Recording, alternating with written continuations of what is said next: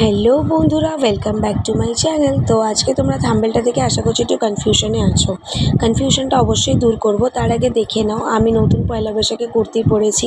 কেমন লাগছে অবশ্যই কমেন্ট করো। আরিয়া দিদি বেরিয়ে গেছে, ও কী পরেছে সেটাও তোমাদের দেখাবো। তো অনেক দিন ধরেই তোমাদের দিবাকরদার পেছনে আমি পড়ে রয়েছি যে আমাদের চণ্ডীতলা একটা নতুন রেস্টুরেন্ট ওপেন হয়েছে, তার নাম হচ্ছে উনুন। নামটা শুনে অবশ্যই ইউনিক মনে হচ্ছে। তো চলো, যখন আমি প্রথম দেখেছিলাম তখন আমি তোমাদেরকে আমি ভেবেইছিলাম যে আমি যখন যাব তোমাদেরকে এটা শেয়ার করব। তো চলো আস্তে আস্তে বেরোনো যাক। তোমাদের আরিয়া দিদি যে জামাটা পরেছে এটা ওর কাকাই দিয়েছে, তো দিবাকরদা কী পরেছে সেটাও তোমরা দেখতে পাবে। তো চলো আস্তে আস্তে রাস্তার দিকে যাই, সেটা তোমাদের দেখাবো। তো চলো, তো তোমাদের দিবাকরদা পরেছে কুর্তা, কারণ পয়লা বৈশাখে কুর্তা না পরলে হয়, নাহলে বাঙালি বাঙালি বলে মনেই হবে না।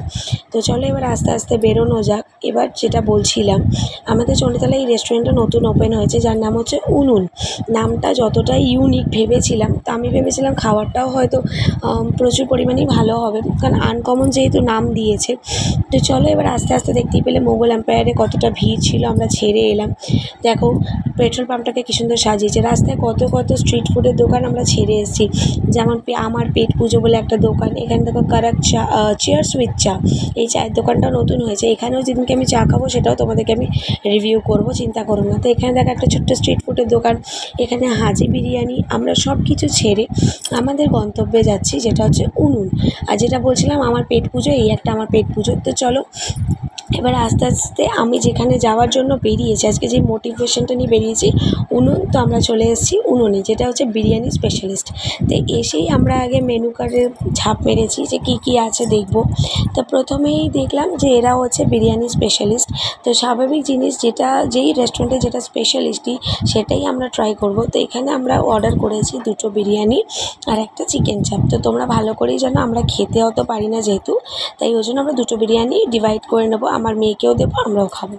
তো এবার প্রথমেই যেটা ডিসঅ্যাপয়েন্টমেন্ট আমার হয়েছে সেটা হচ্ছে, মানুষ নর্মালি কিন্তু রেস্টুরেন্টে এরকম ধরনের প্লেট আমি খুব একটা আশা করি না, কারণ হয়তো যেগুলো নর্মাল একদম সেখানে হয়তো এরকম প্লেট দেয়, কিন্তু যেহেতু তুমি ওভারঅল এত সুন্দর করে সাজিয়েছো, সেখানে এরকম ধরনের প্লেটে তুমি খাবার দিতে পারো না।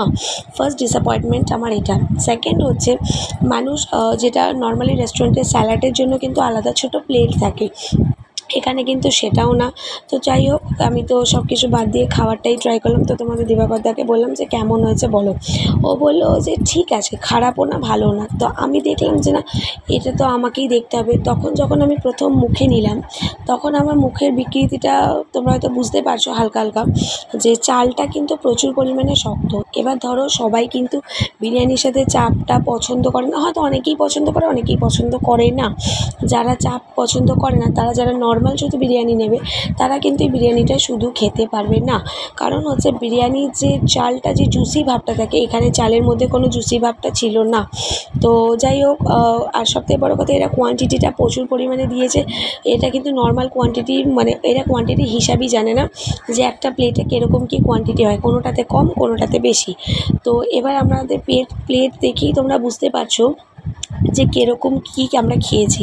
বেসিক্যালি কিন্তু আমি খুব বিরিয়ানি লাভার, আমি কিন্তু বিরিয়ানি হয়তো চিকেন না খেলেও আমি বিরিয়ানির কিন্তু রাইস এক ফোঁটাও ফেলি না, কিন্তু এখানে আমার যেহেতু ভালো লাগেনি তাই আমি খাইনি বলা ভুল, ফেলে দিয়েছি। তো যাই হোক, এখানে ওভারঅল কিন্তু আমার এদের ব্যবহারটা খুব ভালো লেগেছে, অবশ্যই এদের ব্যবহারটা খুব ভালো। তো যেহেতু আজকে আমরা পয়লা বৈশাখের দিনে এসেছি, 1 প্যাকেট মিষ্টি দিয়েছে যে আমাদের খাওয়া দাওয়ার শেষে, তো সেটা নিয়ে আমরা বাড়ি ফিরে এসেছি একান্তই হতাশা নিয়ে। কারণ 260 টাকাটা, এক একটা বিরিয়ানি, চিকেন বিরিয়ানি 100 টাকা করে, তো 260 টাকাটা বলতে গেলে জলেই গেছে। আমার খুব একটা ভালো লাগেনি। যদি আমি 10-এর মধ্যে দিতে চাই তাহলে 6 আউট অফ 10 দেবো। তো আজকের মতো ভিডিওটা এখানেই শেষ করলাম। ভিডিওটা যদি ভালো লেগে থাকে তাহলে অবশ্যই একটা লাইক কমেন্ট শেয়ার করে দিও। আর তোমরা যদি চাও এরকম আরও হোটেলের রিভিউ জানতে, অবশ্যই আমার চ্যানেলটাকে সাবস্ক্রাইব করে দিও। টাটা।